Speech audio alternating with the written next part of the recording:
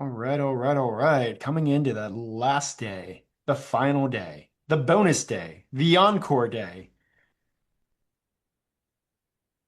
What's that, the Jay-Z song? Do you want to encore? I don't know. I think it's like a Jay-Z Linkin Park mashup. Yeah, I don't So listen to Jay-Z too much, to be yeah, honest. So it was like a we can Linkin just end Park the call mashup. now. So, all right.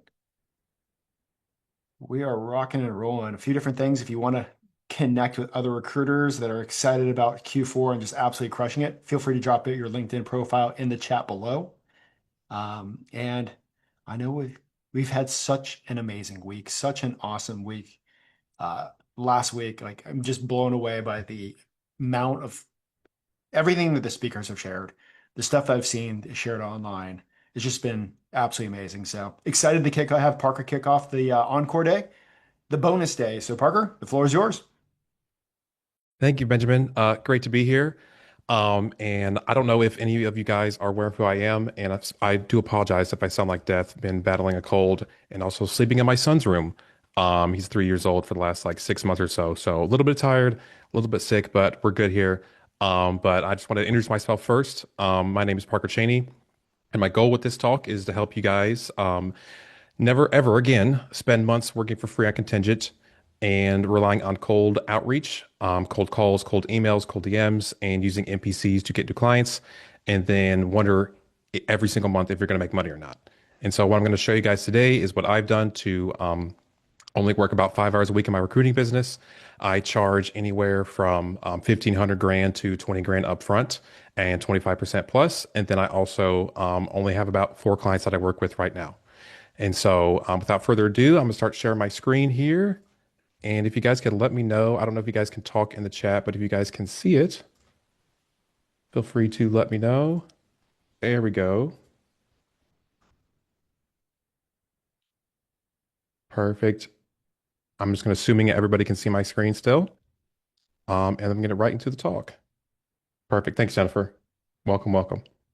Um, so if you guys could in the chat before I begin, um, could you guys put a one or two in the chat, maybe a one, if you guys mainly rely on cold outreach, cold calling, NPCs to land new clients for your recruiting business? Just gonna show of hands here. Tate, awesome. Pam, welcome. Helen, John, Colleen, welcome, welcome. Allie. Perfect. Okay, so a lot of people relying on NPCs. Joe, welcome, my man. How you doing? Um, Perfect. Okay, so a lot of people relying on cold outreach, cold calling, and NPCs to that. Secondly, can you put a one, or excuse me, put a two in the chat if you guys are working on contingent mainly, or put a three if you guys are charging upfront. So I should get a show of hands. So two for contingent and three for working not on contingent and charging upfront. Matt, my man, good morning. Perfect. Paul, awesome. Okay, great. This is great. Okay, so I'm just going to start. I've got my screen up here, and I'm just going to walk through everything with you guys on this playbook, on the No BS guide to getting inbound clients. And then at the end, I'll take some questions from you guys, and answer everything you guys got. But I'm just going to hop right into it. And so scroll up here. So again, my name is Parker Cheney. Let me zoom in here. And I never planned to start a recruiting business, never planned to get into recruiting, never planned to start a business in general. I was just trying to take care of my family and provide. And so right before my son was born, Wilder, he's 3.5 now, I was laid off, which is awesome, right? A few months later, right after he was born, I was laid off again, about 60 days into that role. And my wife had just quit her job to be a stay-at-home mom, to stay with our baby. We had no income, no plan, no insurance, and no idea what to do. I just knew that I needed to provide, but I couldn't. And I felt like I was failing as a husband and a father, especially the first time. It's the most important time in my life. I needed to, be the provider, be the husband and father that I needed to be. And so I just started searching online. That's when I found the recruiting business model. And I thought, hey, this is probably something I can do. And since I had zero recruiting or business experience, I turned to YouTube. and I followed what all the experts said. Pick up absolute massive niche, so I wouldn't limit my income, quote unquote. Send mass cold emails with NPCs to try and get clients. Work for free on contingent at 12 to 50% to try and get in the door, right? Everybody's heard that. Everybody's done that. A lot of people still do that. And so you can see here his screenshots, two candidate resumes. I noticed you're recruiting for this sales rep. Want to be interested in reviewing some of our top candidates, sending the blank NPCs. And I did all of that. 60, 80 hours a week, but it barely worked. And it took me 8 months to land my first client and then another 2 months to make my first dollar. And so 10 months in, you can see here, I did a little bit over 36 grand. And at that point, holy cow, I was like, okay, this recruiting business stuff might actually work. I can actually try and figure this out. But the biggest thing is I felt the absolute most amount of like insane pressure that I had to do it all over again. There's no way that I could go with a newborn without having too much money. I mean, this just barely let us scrape by. And I could not go another 10 months without another placement. I couldn't do that again. And so, although the NPCs, cold outreach, and low fees, quote unquote, worked, I had to figure out another way. So I threw out that outdated advice and did two things differently. So number one, I hardcore narrowed down my niche. I started in logistics and supply chain, which basically means anything and everything among the hundreds of millions of different types of positions and companies. And I went all in on just freight brokerage because I was a freight broker for about 3 years. That's the world I came from. I understood it. I spoke the language. I knew the roles in and out. And for the very first time, the clients started to see me as an expert. As in before, you're in a very massive, broad niche. Everybody kind of doesn't really value that much. You're just a recruiter. You're just there to fill butts and seats. But with freight brokerage, since I spoke their language, they started to view me entirely different. And the second thing was I ditched cold outreach completely and just started posting on LinkedIn. I just told my story, talked about what I was seeing, helped people out publicly, and things really took off. They started viewing me as an expert. They reached out to me, wanting to work with me. It was a complete, absolute 180 from the way things had been before. It took me 10 months to make my first dollar. So for the first time, I had real credibility and I had hundreds of potential clients reaching out directly to me asking to work with me. And I'm assuming you guys might be able to see this, but here's a screenshot and I can share this guide with you guys after the call. But these are just some screenshots. Spent a couple hours a few weeks ago trying to find everything, and there's just so many. I couldn't put them all in here, but you can just see here, I enjoy your activity here on LinkedIn, find it helpful and inspiring. Talk to my wife. We want to bring another person in the mix. You can see I'm getting in-mails here. They're looking for agents. You can see I need in-mails about sales reps and just people just reaching out wanting to work with me. And I thought I was some sort of super genius, some insane like master of marketing and sales, when in reality, with the niche I chose and sharing my story on LinkedIn, those were the two things that just made it absolutely insane and unfair, if you will. Excuse me. So it was crazy because I didn't have to beg for it. It also felt super odd because creating those content on LinkedIn only took a few hours a week when I used to spend 80 hours a week doing cold outreach with barely any results. And now I was getting way better outcomes with way less time. It felt almost unfair, like I had finally found a cheat code. So I went from 80 hours a week with no results to not only being able to charge 1,500 to 5 grand upfront, which did go upwards to 20 grand. And instead of working for free on contingent, but within those 90 days of making those changes, I hit my first 50K a month, and I've been able to since then consistently hit 25 to 50 a month, which only takes me about 5 hours a week to do. And so my business now, I only have 4 clients. I charge 5K to 20 grand up front, consistently do 25 to 50 a month. My entire business, 5 hours a week. Again, I've already mentioned that. And I've posted less than once per week, yet I've generated over 500 leads from that. And it's got to be way more than that by now. And I don't bring on any new clients right now, not because I can't, because I don't want to. And the reason because I work with the same clients filling the same positions over and over again, 24/7. And I only work with the best clients. And so I haven't even brought on a new recruiting client, if you will, since October of 2023. And that's when I charge them 20 grand upfront. And you guys can see this here. Okay. Freight agent engagement fee, 20 grand right there. I didn't want to bring them on, but they were begging me, wanted to work with me, said, hey, Parker, what's it going to cost? And I just said 20 grand. And they said done. And I was like, gosh dang it. Now I got to bring on a new client. But the most important part of this is I finally became the provider and husband and father I was supposed to be. And I want the same for you. And that's why we're starting here. And so while this matters, the things I show you, including the niche, can absolutely make or break your business. And if you ignore it, you can be stuck working 1,000 times harder than you should be. You'll feel like you need to become a world-class salesperson, a genius marketer, a master recruiter, and a full-time closer just to land one client. You'll chase and beg clients for sales every day and still make less money. You'll have to take on, and excuse me, I'm from logistics. Cursing is completely normal. If I don't say a curse word within the first 3 seconds, things are a little weird and just like, what's wrong with this guy? So I do apologize. You'll take on crappy clients with low paying roles just to pay the bills. But if you choose the correct niche and everything else I'll show you in this training, you'll work less on everything. You don't have to work 80 hours a week. You can close deals without hard selling and being amazing at sales. You can charge way more and get paid up front. You don't have to consistently bring on any new clients, and you can work with, say, 10 to 15 clients and easily make 250 to $1 million a year, pretty much on repeat. You just show up, make placements, and get paid. And so I'm going to take a drink and move on to step one.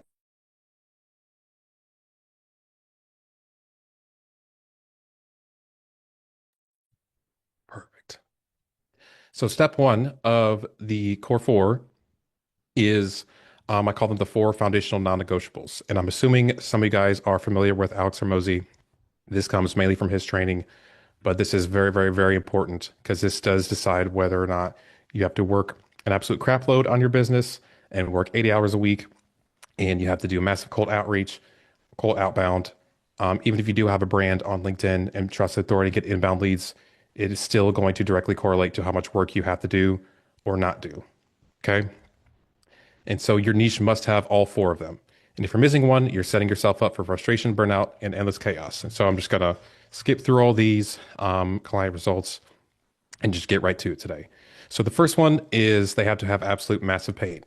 They need to be in massive pain, like absolute real pain, like not nice to have this higher, but like we're losing my money, we're losing money, losing my mind. Boss is going to run me over with a car because we don't have this candidate type of pain. So find a niche with massive pain and solve it. Second one is purchasing power. You can't sell expensive stuff to poor people. Your niche must be able to afford your services, period. So let's say restaurants can be an absolute massive pain. They always need people.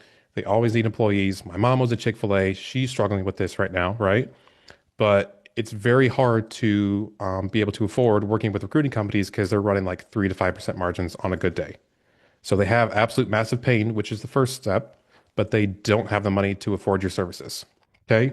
So you want to target businesses that can pay you and expect to pay for recruiting, because that's going to make your life a whole lot easier. They need to be easy to target. If you can't find them, you can't close them. Are they on LinkedIn? Are they at your local trade shows, networking events? Can you find their contact info? Are they at conferences? If you can't locate and find them easily, you'll struggle to scale. You'll waste hours digging instead of making money. You want to be able to reach them easily, fast, and directly. And so skip industries where every role is hidden behind, 10 layers of HR, decision makers, so on and so forth. And the fourth one is growing. So growth equals hiring. Your niche must be expanding, not dying. If you're selling to an industry that is shrinking year over year, like say printing newspapers, you'll always be fighting upstream. And your niche needs to have absolute high demand. So more hiring equals more deals, more growth, and more urgency. So that is it for step one. So excuse me, is unfair advantages. And before I get into it, I know a lot of people say, with my industry specifically, I was working with freight brokerages that have freight agents. And what a freight agent is they're like a 1099 contractor, and they can bring in anywhere from 1 million to 5 million to $10 million in revenue for the company. So obviously I could charge basically whatever I want because they're going to give me 20, 30 grand for one person, and it's going to bring on $10 million in revenue. Obviously, that's not really that hard of an ask. Secondly, there is nobody else that was doing it at that time that was be able to recruit agents for them.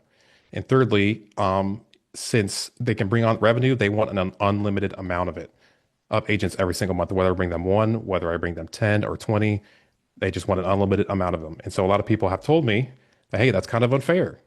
How am I supposed to be able to find a niche where there's that many, unfair advantages? And so I've documented everything that I've done to help me find my niche. And so you can help you find your niche with your unfair advantages as well. And so once you have that core four, the next step is stacking those unfair advantages. It's going to make your life literally a million times easier. If you stack 2 to 3 of them, it'll give you a massive edge. But if you stack 5 or more, you'll just be playing life and recruiting business on easy mode. So the first one is experience, either working or recruiting experience. Have you worked in the industry before? Do you know the lingo? Do you speak the same language? Do you know exactly what success looks like in those specific roles?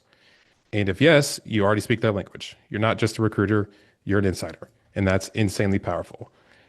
And so if you do, whether it's being in the role yourself or experience recruiting those roles, you get instant credibility and authority. No one can take your experience from you and not say you don't have credibility and authority over it. For me, myself, I had 3 years of experience. I did, it's called Cradle to Grave, where A to Z, from the very beginning of getting the clients and negotiating with them to closing the clients to servicing the clients, I did everything. And so I knew every single piece of the business that my clients were hiring these positions for. I done it. I spoke the lingo. I understood everything. And it's kind of like if you choose a niche where you don't understand lingo, like if I was going to go hire for a doctor or a nurse, I know roughly what they do, but I really don't know that. And clients can smell the BS, and so can the candidates. So when I first started, no recruiting experience, but what I did have was success in the exact roles I was recruiting for. I spoke the same language, I could spell the BS, and I knew what was actually needed to be successful in those roles, which my clients viewed way more than my lack of recruiting experience because they had worked with a bunch of companies that have plenty of recruiting experience, but they did not speak the language, they didn't understand them, and they had just been burned over and over again. Excuse me. So the second one is specialized.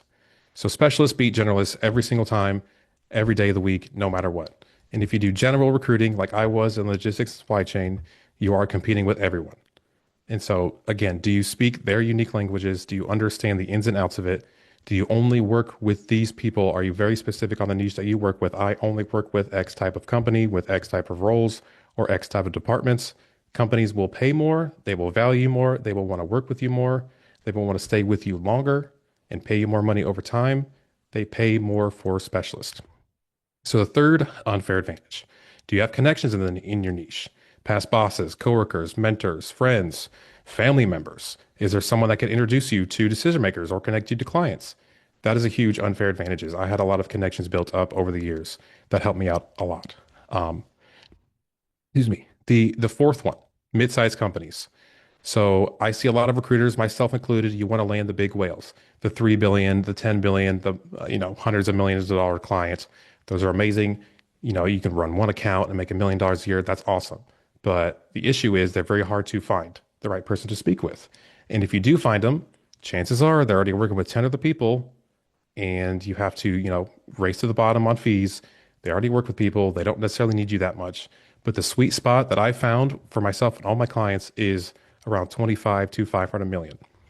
And the reason for that is they're big enough to pay, but small enough where you can talk to the CEO, the decision maker. There's no red tape, no 6 month onboarding, no back and forth with their legal and HR team. Just, hey, can you help? And then also, they trust you a lot more. They have massive pain. Their pain is much higher. They need somebody that is an expert that understands their business that can come in and tell them, hey, this is messed up. The salary needs changed over here. Okay, well, you need to get these software set up. You need to have these certain things in place for this particular person to come in and be successful. I mean, I was able to go in and say, look, I'm not going to work with you on the sales role unless you have X, X, and X set up. Like a lot of these companies didn't have a CRM set up, or they didn't have any sort of support, no KPIs, no structure, no anything. And I came in and I said, I will not work with you until you have these things in place because I'm going to hire somebody for the role. They're going to be set up for failure, and then you're going to come back and be mad at me that this person was not successful. And so you need to be able to work with companies where you can do that. So number 6 is low competition. And if there's already 10,000 recruiters doing this, are you the only one? And if you're one of a kind, it's game over. They won't price shop. You're the go-to name in that space. And I'm still quite literally the only successful quote unquote freight agent recruiter. My clients literally still have no other option but to choose me. And you guys don't have to have every single one of these unfair advantages, but the more you can find, the better. Just stack as many as you can, and your life is going to get insanely easier. Number six, revenue impacting rules. This one is huge. Very simple tweak that you can do. So if your candidates that you are in the roles you're recruiting for either makes a company money or saves them, it can make sales 1,000 times easier. If a hire adds $1 million in revenue, they will gladly pay you, 20 grand or more upfront, or not, excuse me, not upfront, to fill that seat. They might even want 10 of them. They need to see the ROI. If the candidate can save them millions of dollars in revenue and you can tell them, hey, this type of candidate, it's going to save you X amount of dollars or make you X amount of dollars. My, $20,000 fee isn't really that much because you're losing, $87,000 every single month, which is what I would do. And they would go, oh, okay, that makes a lot of sense. So the clients need to see the ROI, whether it saves them or make them money. And this can basically remove any objections to your fees. And so these are bonuses, things to think about, not required, but that I use specifically remote positions. So if every single one of my roles are remote and I recruit with similar types of businesses with similar types of roles, you can win in multiple ways. You can present the same candidate to multiple clients. You have a bigger pool of talent to pull from, and you always have a stockpile of candidates to place. And so that means there's more at bats with every single candidate. So think I have one candidate and I have four clients that all want the same exact candidate. So instead of just having one off, you have an amazing candidate, that client doesn't want them, then, well, you lose that candidate or do you go NPC them out and try to land them somewhere else? And so you can take one candidate and you have more at bats with each of them. You can have a 4 times higher chances of placement, 4 times higher percentage of making money with only one candidate because you can give them and show them and present them to all of your clients. You give yourself more chances to win. The second one, which I have yet to find another company like this or another niche like this, but this is just my use case specifically, is evergreen. So the freight agent roles that I work for, they're always in demand. Since the role I recruit for can add, 1 to 10 million in revenue almost instantly, they'll take one a month, they'll take 20 a month if they can get them. That means you can place the same type of role over and over and over again without starting from scratch. Again, not needed, but this is one of the many reasons my niche has been actually insane. So don't focus on having it, but if you do, absolutely exploit the heck out of it. And can I get a one if everybody is up with me and caught up to speed and understanding everything so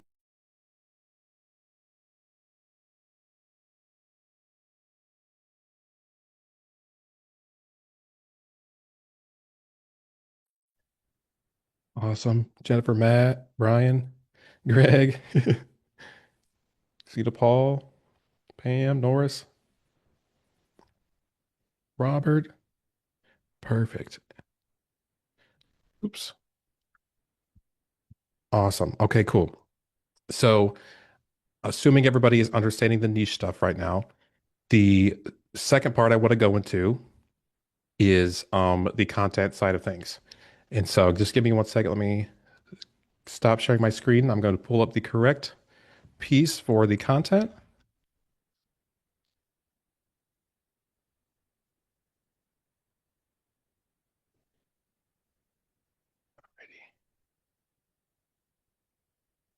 Perfect. Thanks, Helen, Samantha, Robert, Norris, Jennifer. And can you guys put a 2 in the chat if you can see my screen to make sure we're good to go?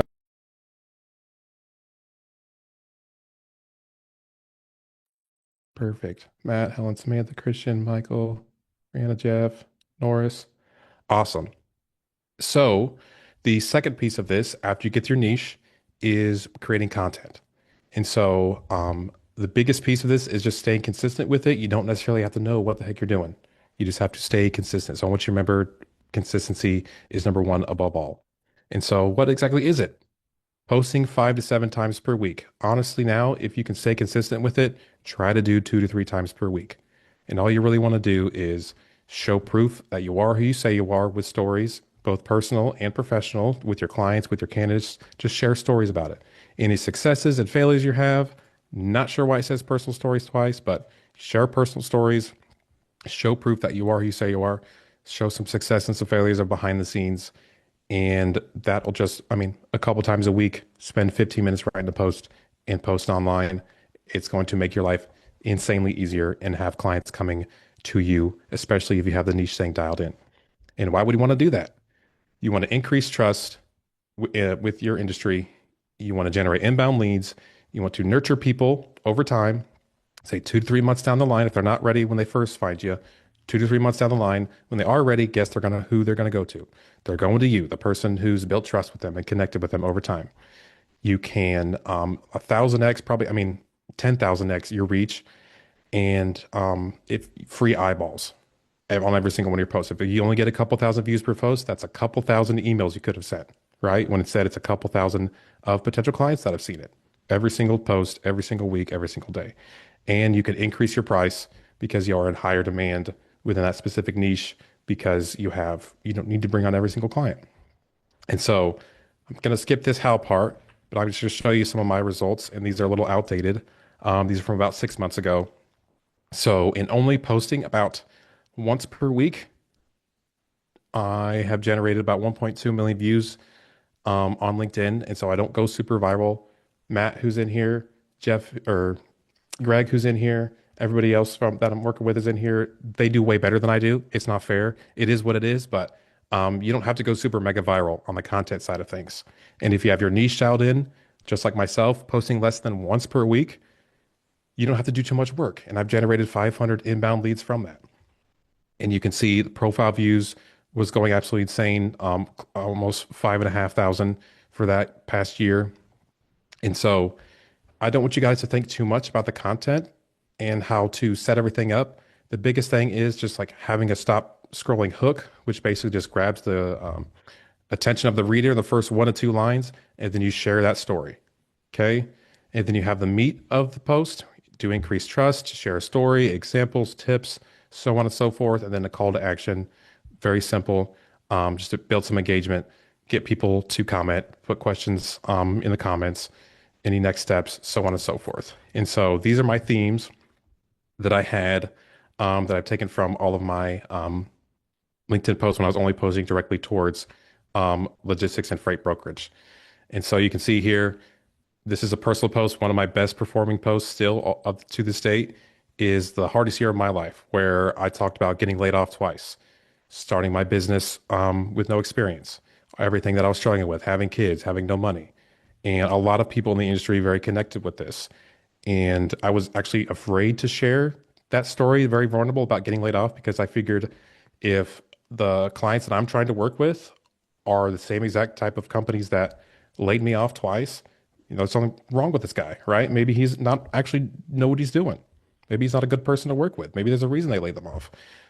When in reality, what happened was everybody else in this industry has been laid off, has been screwed over, has been beaten down by the industry. Every single person, both clients and candidates, related to that so much because it has happened to them, and it just like connected with them on an emotional level.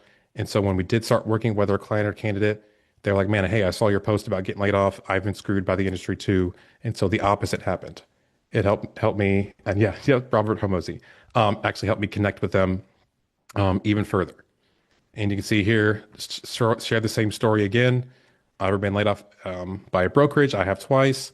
I mean, 20,000 impressions, 34 comments. I get so many messages from these types of posts. Personal stuff do really well. And again, if you guys aren't familiar with Alex Hormozy, please, for love of God, start listening to him. If you do anything from this call, start listening to Alex Hormozy. I found him when I was laid off and all the NPCs, the cold outreach, all of those stuff was not working and I needed to make money. I have found him and started implementing his trainings, and it has helped me make a ton of money.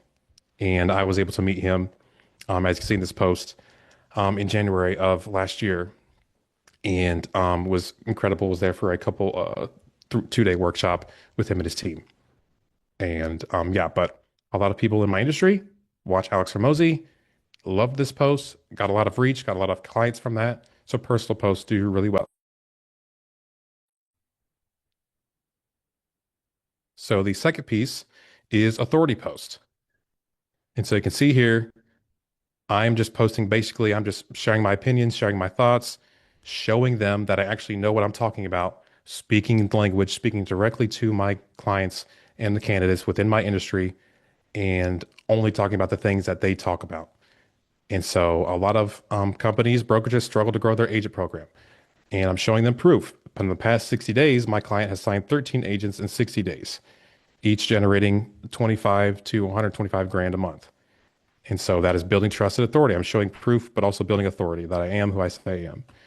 And this is the post that I made talking about how much it actually costs per head when they don't want to pay my $20,000 fee. And so you can see here, 83,000 per month, 250K over 3 months, 500K over 6 months. That's how much it costs you to not fill these open roles.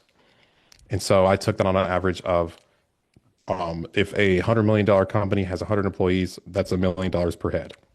So this posted pretty well. And here's one that I posted an authority post about an agent that I worked with, an actual candidate, posting more proof, a screenshot with their message in there, and me talking through it. So that is authority. Now, when I say memes, that is if your industry is okay with that. Okay, you want to associate yourself with things that or within your industry that they talk about, they like. And one thing that I love about logistics is they don't take anything serious. Everything's a joke. Everything it makes fun of. Everybody is popping zins and drinking Monster and tired and exhausted. And so, like you can see here, like don't become a freight broker unless you want to make six figures, build relationships, book freight, drink margaritas at noon, which is true. Every Friday we had Margarita Fridays at my first brokerage job, which is crazy. The management would bring in margarita mixes at 9 o'clock in the morning. And so you can see by the industry, we don't really take stuff much very seriously. Not very easy to work on that. But posting stuff that relates to your industry, that they associate with, that they like, that they talk about, I wouldn't recommend memes if you're in a professional industry. The fourth one is trends. And so what's going on in the industry? Double brokerage is fraud within the logistics industry. It was a topic 3 years ago. It's still a topic now, but I was posting my thoughts, my opinions on it, asking questions in there. A lot of people would react to it, would talk to it, because that's what everybody is talking about, and they're still talking about it today. And the last one is opinions. And so I would just post, 5 reasons to work for a smaller brokerage. And these ones worked out really well. 8 ways to stand out as a freight broker. And then eight things that'll kill your freight brokerage in 2023. And just listing those things out. These used to do amazing and still work to this day. And so you really don't have to complicate it that much on the content side. And could you guys drop oh, Rob, the free real estate? Yeah, thank you. That was one of mine too. Can you guys drop a 2 in there if you guys are understanding what I'm saying so far on the content side of things? Matt, Jennifer, Jeff, awesome. Jay Greg, post impressions up 422%. Oh my gosh. You're already at 760,000. Come on, Greg. I'm tired of everybody doing better than me and impressions. Pam, thank you, Pam, Christian, John, Stephen, Brian, Norris, Paul, Christian, Julie. Joe, oh my gosh, Joe. Um, okay, cool, perfect. And so I'm going to move on to the other piece of how the heck do you figure out what to create content about on LinkedIn? And so one of my favorite quotes is good artists create, great artists steal. And not stealing in terms of like blatantly ripping off what other people have said, but like, can you take something that is already working for someone else in another industry, in another business, and apply it directly to your business without completely like actually stealing from them? Okay, so Justin Welsh is someone that I learned from, excuse me. And every day I would just go to his page, see what his post was, and then sitting there thinking, okay, what can I write about that has to do with this? How can I write this for myself, for my business, for my industry, for me, like personally? And so you can see here, 4 years ago, I'd never written a word online. And I just put 4 years ago, I was living paycheck to paycheck, all night shift, and never saw my wife. And just went through everything and rewrote it because he's an expert copywriter. He's an expert at LinkedIn. I have no idea what I was doing. So if you can take inspiration from what is working for someone else, the structure of the content, the hook, what they're talking about, the topics, and rewrite it for yourself and apply it to your content and your business towards your clients. I mean, you can see here 17,000 impressions. And I had absolutely no idea what I was doing in terms of creating content on LinkedIn. Building business is a marathon, not a sprint. Scaling your agent program is a marathon, not a sprint. Now, this one, not a lot of impressions, but I probably generated, 10, 15 inbound clients from that. You don't have to go mega viral to get leads on LinkedIn. Again, Mike Barker, another great person to take inspiration from. Bad LinkedIn writing. And I put bad freight brokerage and basically took the same post and rewrote it, 29,000 impressions, lots of inbound leads generated from that. This still works to this day. 99.999% of blah, blah, blah, I see don't want to address, rewrote it for myself and my business. It doesn't have to be that complicated. You just have to do it. And yes, yes, absolutely. Yep. Tim Ferriss, 100%. Um, you just have to be consistent with it and create content and do it 2 to 3 times a day, or excuse me, 2 to 3 times a week over week, and eventually it'll all come together. Perfect. And that is it for the content side of things. I do have one more left. And then what time is it? Perfect. Plenty of time. Can you guys drop a 3 in the chat if we're good on content? And then I'll go into the last piece of this and then open Q&A. Rob, John, Tara, Julie, Jeff, Christian, Pam, Stephen, Christina. Perfect. So the very last piece to all this is the network. So building a network. I know everybody says it. You need to be engaging in comments and definitely not 25 to 50 a day. Okay. I was a little aggressive there at the beginning. Hard to keep up with that. Everybody you hear, everybody that's creating content on LinkedIn, trying to help you get inbound leads, everybody says you have to comment, you have to comment, you have to comment, which is true, but comments are not everything. Okay. You need to actually build a network within your industry of people that share your business online, that trust you, that don't necessarily have to work with you, but like you have referral partners, you have other podcast creators you're connected with, and you'll get more views, more connections. You can increase your trust, 1,000 times your reach. You can engage with each other every single day. And so, huge things you can do is building a network with people in the industry, just reaching out and saying, hey, I saw your post on LinkedIn. I'm loving it. Like, I'm curious, like, what are your goals with LinkedIn? And then build a relationship with them from there. Maybe hop on a 15-minute call with them, other people in your industry. It doesn't have to be a potential client, maybe someone who owns a software company that sells to the same audience that you have, or maybe someone that owns a different type of business that sells into the same audience that you have and creates content on LinkedIn. Maybe who's someone who has a podcast that you basically can associate yourself with them. You get on a podcast. I did, I think maybe 3, and I get a bunch of leads just from those podcasts because people sit there and watch it for an hour and they want to work with you after they see you on the podcast. And you could basically take any trust that anybody has built with anybody, not just podcasts, but other people on LinkedIn. And if somebody trusts that person, they see you going back and forth on in the content and engagement and commenting on each other's posts. They go, hey, I saw you commented on such and such's post. I love that guy.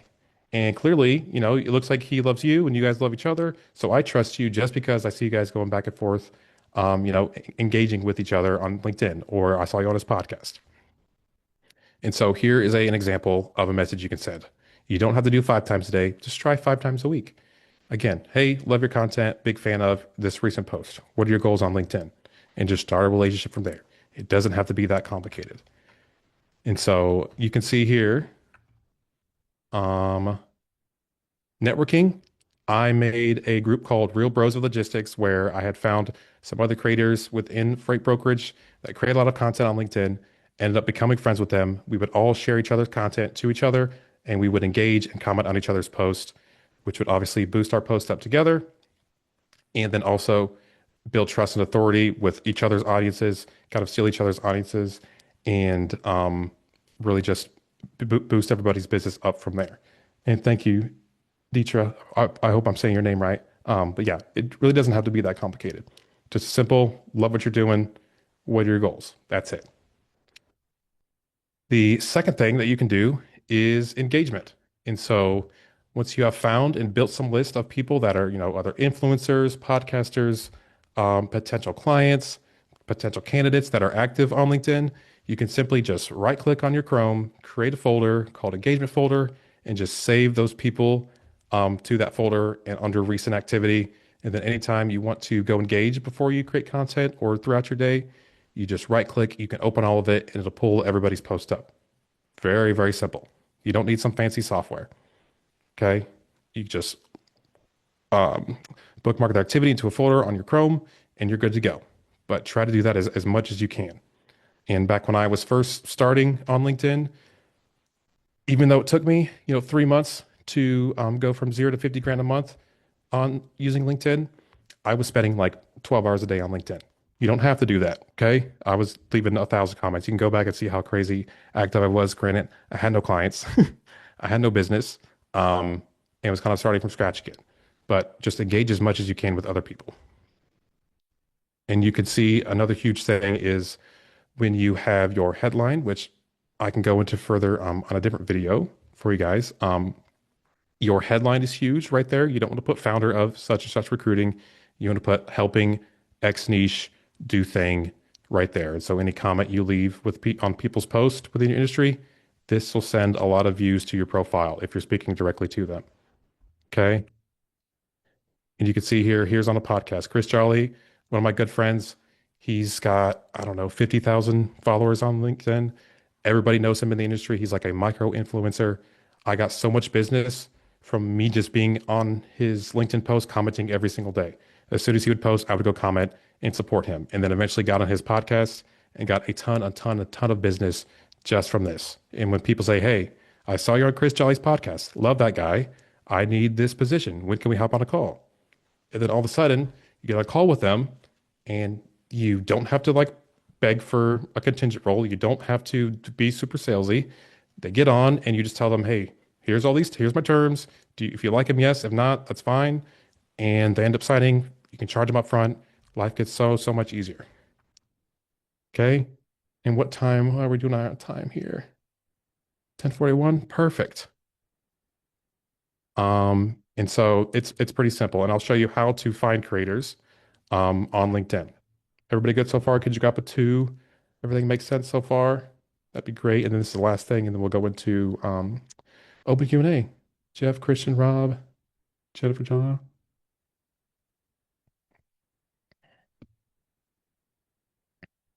Perfect. So a lot of people get stumped by how the heck do they find other people that are creating content on LinkedIn in their niche. And so one of my favorite things to do once you have people that you follow and have been connecting and engaging with them, you can post your favorite creators within your industry on LinkedIn. And so you can see here, every single time I did one of these, I would get 2, 3, 400 followers, find a lot more people to engage with, builds a lot of goodwill. Everybody loves getting tagged in these posts. These have worked out very well for myself and the clients I'm working with, the other recruiters. And yes, IVF, I can go into that after this. Um, but yes, I do. And it's pretty simple. Just who are your favorite creators and logistics to follow. So many new faces. Need to catch up. This got 10,000 impressions, 100 plus comments, and you just tag everybody. And then other people will tag other creators. And so these posts do insanely well. One of my highest performing posts to this day still. Super easy to do. Who are your favorite creators in logistics to follow and tag them below. Another way is finding other people that engage with other creators' content. And Charlie Safro, shout out to Charlie. She's amazing. She's a competitor in the industry. Her business is much larger than mine. She's incredible. Love Charlie. She's a awesome person.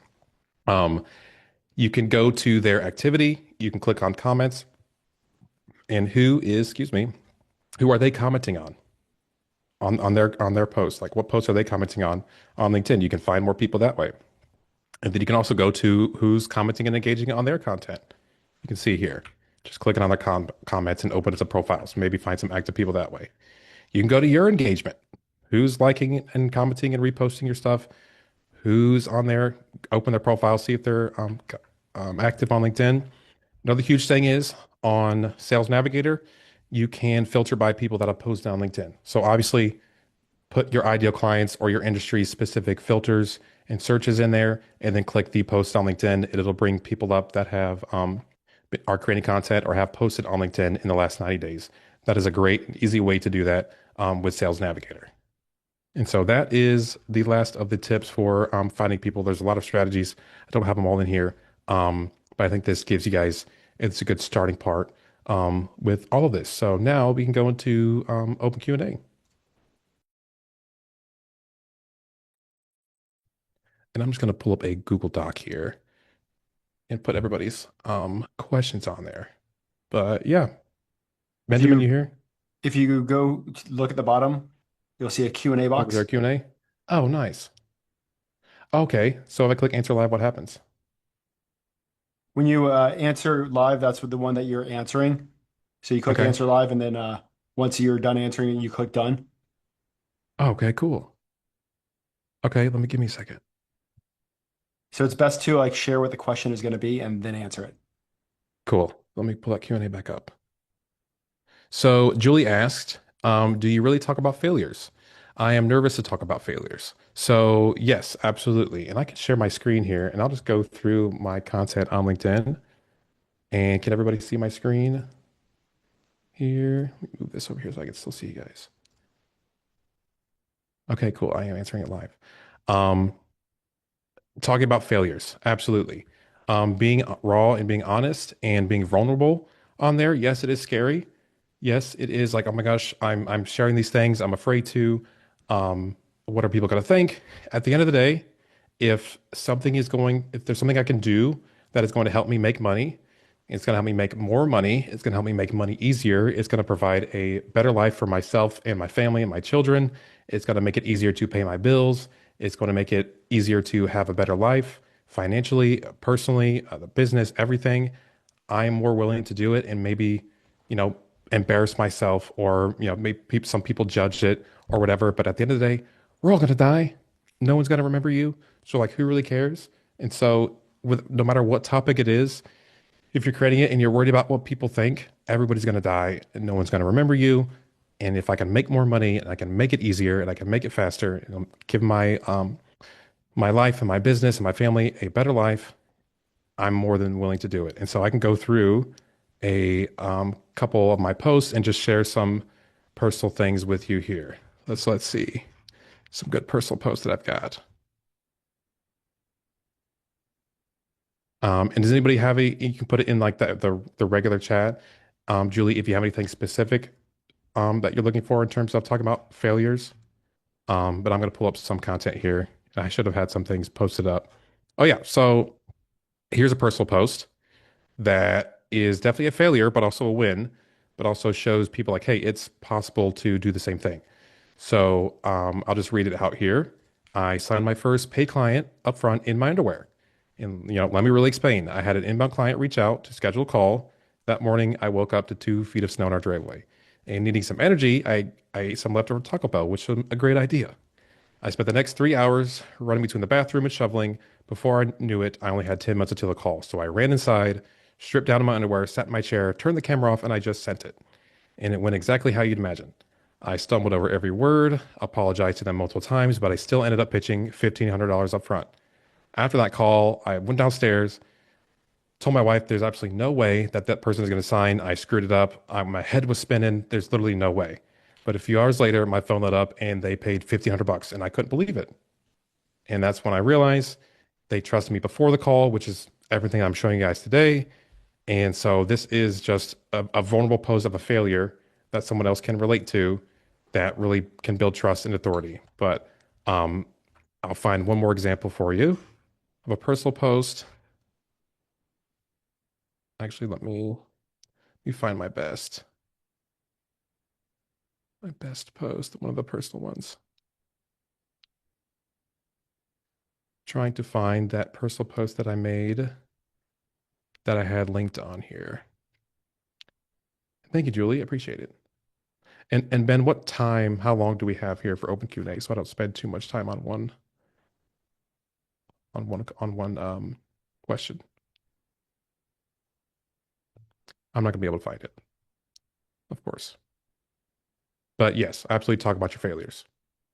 And chances are, if you haven't been posting a lot of content on LinkedIn, people probably aren't going to see it. But it really helps you like connect with them on an emotional level rather than like a trust and authority they view as an expert level. And so you can really connect with people, both clients and candidates, for those personal things that you share. Yes, I would, IVF. Believe it or not. I would post about it. And I don't know if it's a joke because you've seen my most recent post or if you're serious about it, but yes, I would post it about a competitor, depending on what depending on what it is, right? You still want to worry about associations, and that was my fear. I don't want to associate with this person, but at the same time, I do need to bring light to that thing. And so, doing it in a way where you still maintain respect and integrity, and you're not just like blatantly just like ripping into this person. Again, I would just think about it a little bit more, but I can probably help you with that question later if you want to message me on LinkedIn. Okay. Second question is I have a large number of followers. I don't generate inbound leads. I would expect thoughts. So, whoever this was, if you're still here, you got a large number of followers. You don't generate inbound leads. So, a lot of the issues that I see is the first one is the niche that the person is in. They're in too broad of a niche. They're not in a very clear niche. With if I go to your content and your LinkedIn profile, is it like blatantly obvious what you do? And does it like is your potential client getting on there and like are you slapping them in the face with like how obvious it is that you only serve them, you only work with them? Is what your headline says, is what is on the text in your banner say, that you're only speaking directly towards them? Do they view you as an expert, or are you being like a generalist? You do everything within a massive niche like I did, logistics and supply chain. And then same with the content side. If you're not generating inbound leads, are you only speaking about the topics that directly correlate to your industry? Or are you giving like, X recruiting tips for whatever? Or talking about everybody kind of does like the typical HR sort of tips, recruiting tips. Those sort of topics are great, but those don't generate inbound leads. You're just talking about what everybody else is saying. I forgot to hit answer live. And so if you could give me a follow-up message, that'd be awesome and better explain that. But usually it's the niche and then also what shows on your profile. Are you being blatantly obvious, like slap you in the face obvious?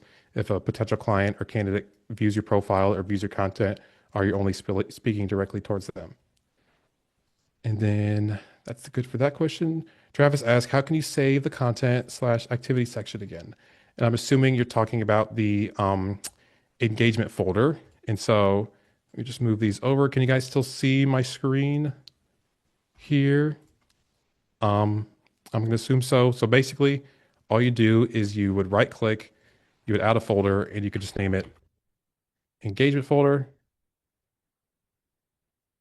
And then anytime you would go to find someone in your industry, let's say, okay, these three people are potential, clients or creators in my industry. Obviously, after finding the right people, you could scroll down, you could click show all post, and then where it says recent activity, whoops, recent activity, you would just want to bookmark that in the engagement folder and just do that with every single person. And what that will do is every time you want to engage with people on LinkedIn all at once, and you want to engage with a very targeted um, type of people, let me go over to post here. You can see this engagement folder. You'll right click, you'll open all three or however many you have in there. You go to engage for the day or before your post. You can like and comment on these specific people's posts. Your head's not spinning when you're going all over the place um, with all the other people that are posting on LinkedIn. Like these are very specific targeted people you want to engage with every single day that are in your industry that actually helps you create your content. So hope that answers your question. Perfect. Tara asks, is there any content or topics that you spent time creating that did not produce results? Yeah, a lot of them don't produce results with the content, Tara. And so with the content, number one, you think you know what you should talk about, or you think you have like a general idea of what people should talk about. But on the content side of things, you just have to create as much content as you can and gather as much data as possible on like what are the actual topics that actually do produce results. And so when I tell people just like crank up the volume and do as many as you can, I mean, around as many topics as you can. Let's say you did 100 posts, right? And out of the 100 posts, you found 15 posts or topics or type of posts that did really well and, maybe got good engagement or you got a lot of leads from it or, maybe got a lot of impressions. And then you can take those winners and know exactly what to post going further rather than just like, I don't know what to talk about, just like pick something and post it. It doesn't have to be that like insane. Like you're not going to know exactly what to post. And even though now I'm posting towards recruiters and I was a recruiter and I knew what I know the language, I know what they want to talk about, I know what they think about because that was me. I still am figuring that out on exactly what to write about. And I was them. And so it's really just a volume game. And nothing, if you have a post too bad, that's okay because you know exactly what not to post about now. Rather than if you didn't have post, you're still going to be sitting there figuring out what do I do? What sort of topics do I talk about? What sort of content do I write? I really don't know what to say. It's just a volume game. You need to collect enough data and create enough content to give you that data to know exactly what it is you post. And Matt, who I've been working with for a while, is a great example of that. Um, Matt came to me and he had been posting, I think Matt, if you're still here, for about 3 months consistently before we started working together. And a huge thing, okay, 1 year, yeah, he was posting consistently for a year and wasn't getting any results for it. And with a couple tweaks to his profile, being very blatant, again, helping CFOs and controllers in accounting and finance, same thing with his head or his banner, and then switching his topics that he spoke with on his LinkedIn. With those two things that he switched around, all of a sudden, within 2 weeks, he had signed two engaged clients at 5 grand up front that came inbound from the content and the topics and a little bit of the profile switches that we've worked with. And so he was being consistent for over a year, posting content without any results. But now he knows what not to post about. Does that make sense? And then with just a couple tweaks of working together with his topics and being a little bit more obvious of who he's speaking with and only speaking in his content directly towards his ideal clients, all of a sudden everything just took off. Okay. Perfect. Awesome. And thank you, Helen. I appreciate it. Much pleasure. Yeah, shoot me a message so I can connect and follow you back. Um, so cool. All right. And yes, Tara, I do only post on LinkedIn. Um, Text form is the easiest, in my opinion, to get into. And um, you don't have to like learn how to get good on video, learn how to record a video, learn scripting, learning all these different things to create content. When text, especially with all these AI tools, like I build all my clients their own like custom built like viral post generator that's trained on themselves and their business and their ideal clients and their pain points and how they solve them, but it's also trained on how to create viral content on LinkedIn. If I could speed all that up for you and you just have to like tell it a story or give it some sort of context about what it is you want to write about, it'll write it for you. Opposed to is you spending, all this money on equipment, learning how to get good on video when you just need to be consistent for a couple months on LinkedIn and just posting about it. How about post talking about a recruiting horror story without naming anyone, but showing a competitor's failure instead of your own? Yeah, as long as you're not being negative towards it, you could just say, I heard this story the other day about this thing happening. This is crazy. You know, I would just be very like, since it is your reputation and what people view of you, I would be very wary on how you say that. But you can tell recruiting horror stories, yeah. But I wouldn't, name and shame people because it's just going to make you look just as bad as them from doing it. Does that make sense? And put a bad taste in everybody's mouth. Um, okay. Are you solopreneur and do you have employees that help you deliver once you receive your client retainer? Client gives you a retainer. What happens if you can't deliver on the right candidate? So, when I started the business, obviously, I did everything myself, all the client acquisition, all the recruiting, all the fulfillment, everything. And perfect, Pam. Think of a solution I did differently. Awesome. Um, when I started, I was doing everything myself. I was doing all the recruiting, all the client acquisition, and I had absolutely no idea what I was doing on the recruiting side. So I paid a very close friend now, named Patrick, a lot of money to help me hire a VA. And I interviewed probably 50, if not more than that, VAs from the Philippines to help me do recruiting because I was like, I can get clients, but I have no idea how to like fulfill it. Like I've watched YouTube videos on LinkedIn Recruiter. I've got some automation set up. I don't really know what I'm doing. I need someone who can come in there, and I hired a VA who was with me for a little over 3 years. She's actually um, working part-time at another place, and she now does acting. She's an actress in the Philippines and has a show on Netflix, which is awesome. Very proud of her. But she would handle all of the fulfillment side of things. with the clients. And so since we only had 4 clients that we're working with, and she was doing all the fulfillment and the recruiting, all I'd really do was like send the clients invoices. If I need to speak with a candidate to, get them across the finish line because of the brand, some of them did want to talk to me. If I needed to, talk back and forth with the clients about a candidate to get it moved across the finish line, I would do that. But other than that, she would handle all of that.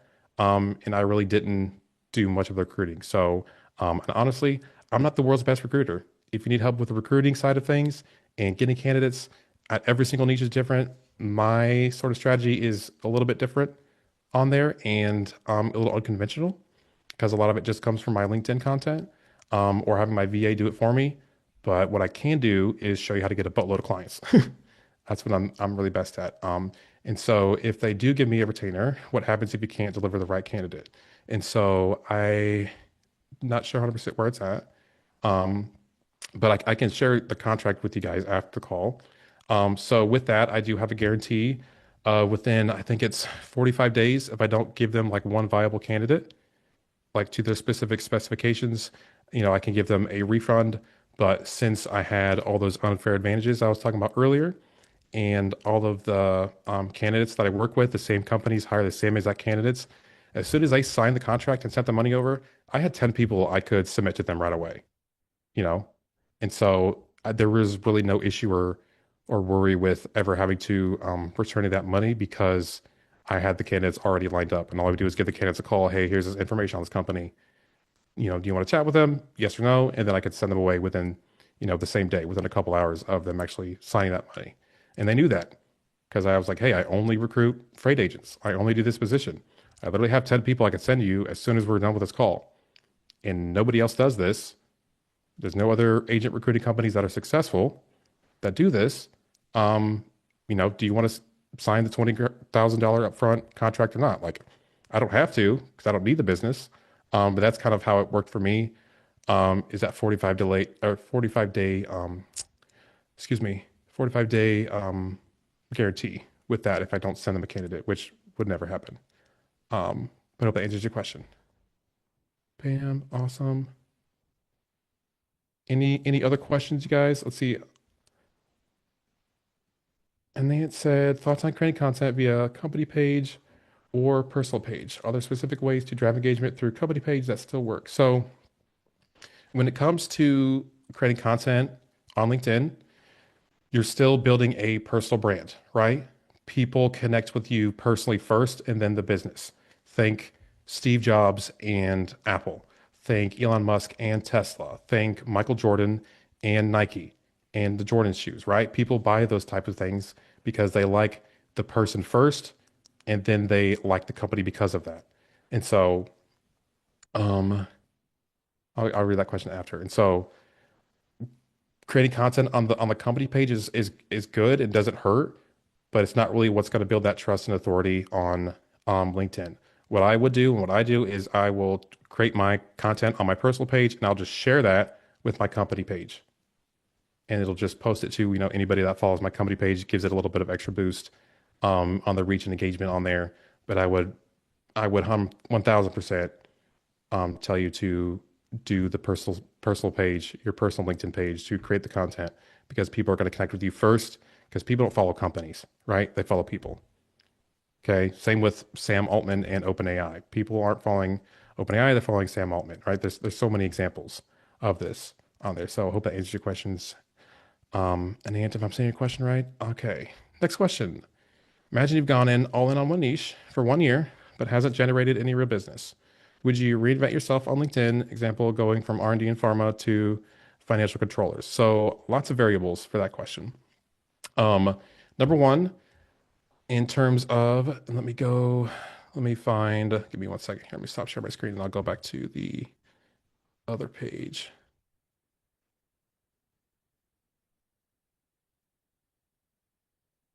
So if you could, if you're still here or maybe ask another question or put it in the chat about the niche you're in now. According to all of the things that I was sharing, the core four, the unfair advantages, there's a lot of different variables that go into this. So how are you getting your clients would be the first thing. And then number two would be like, is this niche like, are you in a generalist niche? Are you in a massive broad niche? Are you very narrowed down and only speak specifically to a specific department or function or a type of company or a certain subsection of that? Do you have experience in that? Are you an expert in it? Are you specialized? Do you understand the ins and outs? Do you speak the lingo? Right? And if you do switch to a different sort of niche, um, same questions there. Are you an expert? Do you have work experience, whether working or recruiting experience? Um, do you speak the lingo? Like the same exact things apply that I would try and go through all of these, um, the core four, and then all of the unfair advantages and find the one that you have the absolute most of in and do that one. But changing niches is usually not the thing that everybody should do. Usually it is you need to be more clear and more narrow with on your niche. Like Matt, for example, that I showed you guys earlier. You will hear this. Like Matt, he had done it a year, kind of the same situation. He's all in on a niche, has a bunch of experience. He's got all the core four and all the unfair advantages. And then just with a couple tweaks, he within 2 weeks was generating, two paid upfront clients, 10 grand in cash collected, multiple inbound leads when he could have just like completely switched his niche. It's usually not what I would recommend people doing. But you're more than welcome to message me on LinkedIn and refer this message, and I can help you out as much as I can. Perfect. Rob, I asked, how you doing, buddy? Hope you're doing well. What are your thoughts on video content? Again, video content works amazing. People can connect with you. They can see your face. They can see how you operate, see how you move. Video content does work great. RV is one of my clients. She is insane. She is killing it. She does a lot of video content. She does LinkedIn Lives with other people within the industry. And this is huge. And she shares short clips of it, but you can see her face, builds trust and authority. Video content works great. It's just like, are you even posting text content right now? And is it working? And how consistent have you been with it? And how active are you on there? Because a lot of people, I mean, kind of, I guess, pick what you think you might enjoy most. But I think text is the easiest and quickest way to like stay consistent and get results from. And I just have like the hardest time just like even getting people just like posting the content consistently. But everything works. It's just, are you going to stay consistent with it? That's it. Um, but yeah, RV here, great example. She does a lot of LinkedIn Lives where she does like half an hour interviews with other people in the industry. And these posts work insanely well and have generated a lot of clients and a lot of leads for her and a lot of business from that. And I think she started with no experience like myself. And then within her first 3 months, she did like I think it was like a 40 or $50,000 placement for the first 3 months, also with no experience in her niche at all, which is GTM sales, I believe, which is insane. But she's crushing it, but she does a lot of videos because that's what she enjoys the most. So if that answers your question. Um, Pam asks, what do you think about writing and posting articles on LinkedIn? Yeah, you could do both. Writing and posting articles, as long as you stay consistent with it and only speak about the topics that are speaking directly to your ideal clients and only to them or the candidates only within your industry about those topics. Appreciate it, Rob. Hope you're doing well, buddy. You're very too kind. So let me open answer live here. You can do both articles and content. It's just literally just staying consistent and only speaking directly to your potential clients, to your audience, only speaking about the things that they speak about. And if you're speaking about the things they speak about, the content in terms of impressions and engagement is not going to be that high, right? But you don't need a post to do 500,000 views and all this engagement that leads to no leads because you're not speaking directly to your clients. But if you have a post that like does 1,000 impressions per se, right? But the right person sees it, you're speaking directly only to them, you can generate business from that. And so it's like, I love going viral. I love going, getting a bunch of likes, getting a bunch of engagement, but the broader of the content or broader of the topic of the post, the more engagement and reach it'll get, but the less amount of leads, the less amount of clients, the less amount of money you'll make. Versus the more narrow of a topic, the more narrow of a post where you're speaking directly only to them, and they are the only people that can understand it, it's not going to do as well, but you're going to get more leads and more money from it. But you can definitely do both if you have the capacity to do that. It doesn't hurt. But just staying consistent 3 times a week is what most people just can't, mostly don't do, myself included sometimes. It's like just staying consistent with it. Question asker here. Hey, welcome, Pam. Thank you.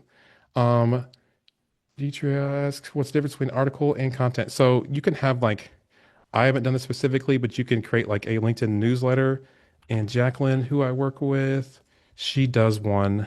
And let me see here. So she does video and she does LinkedIn posts and she has a newsletter. So you can have like a newsletter within your industry. And she's like almost 1,000 subscribers in there in manufacturing. And she posts pretty consistently on there. And so you can post newsletters on there. I'm assuming that's what they're talking about. But then she also posts content. So this would be like content is your LinkedIn post, and newsletters would be here that you can post on LinkedIn. Perfect. Appreciate it, Paul. My pleasure. Any other questions for you guys today? These have been really good. Been awesome. This is a lot of fun. Looks like you got them all. So, Parker, just wanted to say thank you for kicking Perfect. off the bonus day.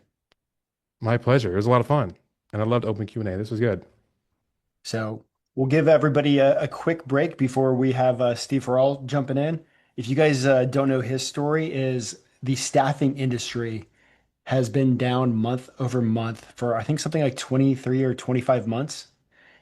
His firm in 2025 was able to add tens of millions of dollars. They were able to grow by tens of millions of dollars, and that's what he's gonna share exactly what they have been doing. So, give you guys a quick break, and we'll see you shortly. Thank you, Parker.